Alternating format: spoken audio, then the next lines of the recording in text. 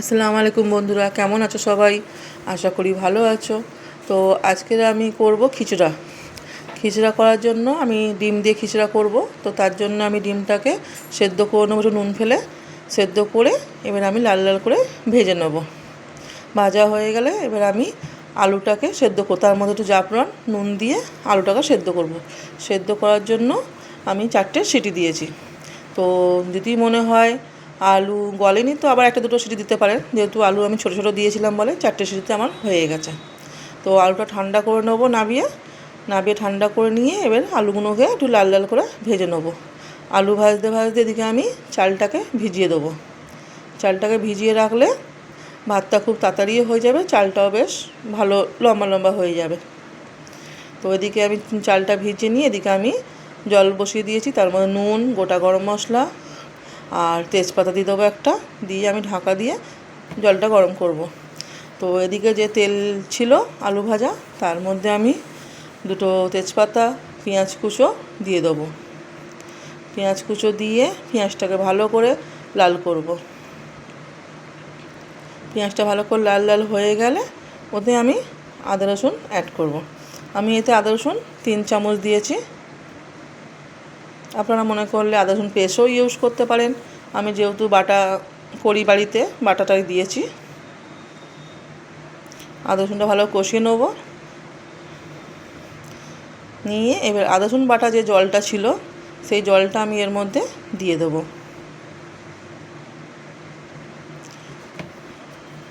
আদা রসুন জলটা আমি দিয়ে দেবো, দিয়ে ওই জলটা আমি ভালো করে কষিয়ে নেবো।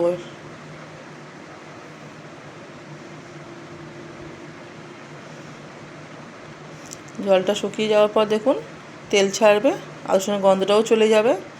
এবার আমি ওতে মশলা দেব। লঙ্কার গুঁড়ো, জিরের গুঁড়ো, গোলমরিচ গুঁড়ো, নুন, কাশ্মীরি লাল দিলাম একটু, আর একটু বিরিয়ানির মশলা দিয়ে মশলাটা আমি ভালো করে কষাবো। মশলাটা কষিয়ে নেবো ভালো করে। মশলা তখন দেখবেন তেল ছাড়ছে, তো ওতে আমি সামান্য একটু জল দেবো, দিয়ে আবার কষাবো।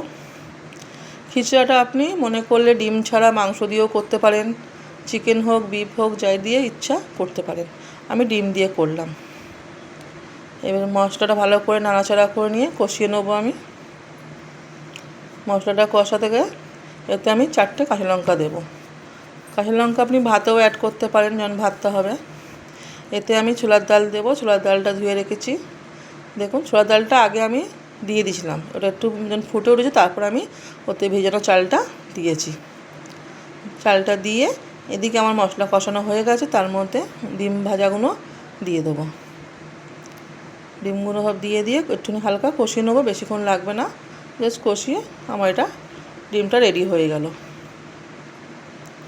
ডিম রেডি করে এদিকে আমি ভাতটা দেখব।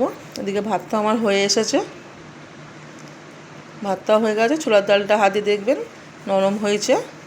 চালটাও, ছোলার ডালটা রাত্রিরে ভিজিয়ে রাখলে খুব ভালো হয়, তাহলে ভাতের সঙ্গে আপনি দিতে পারবেন।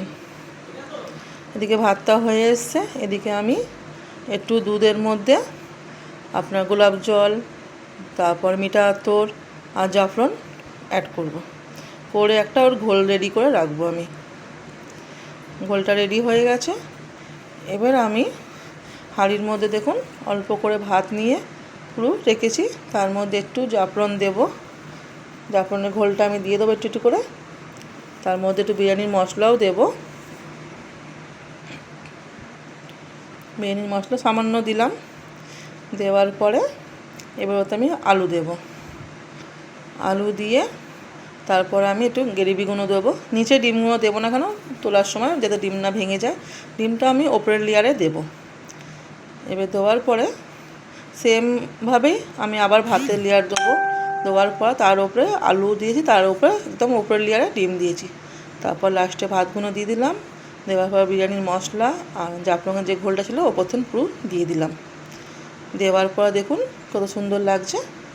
এবার এটা আমি ঢাকা দিয়ে দেবো, দিয়ে গ্যাসটা একদম হালকা আঁচটা রাখবো। গ্যাসের হালকা আঁচে আমি দমে দিয়ে দেবো, যে ঘোলটা গেছে সেটা যাতে ওর সঙ্গে হয়ে যায়।